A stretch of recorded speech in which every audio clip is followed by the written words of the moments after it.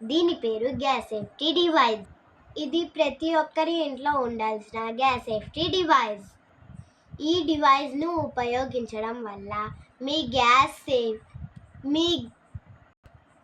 మీ cylinder అగ్ని ప్రమాదానికి గురి కాకుండా కాపాడుతుంది. పైప్ కట్ అయినప్పుడు లేదా ఎలుకలు కొరికినప్పుడు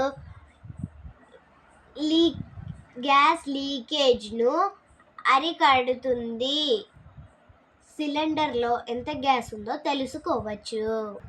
ఈ డివైస్ గ్యాస్ని 20% వరకు ఆదా చేస్తుంది.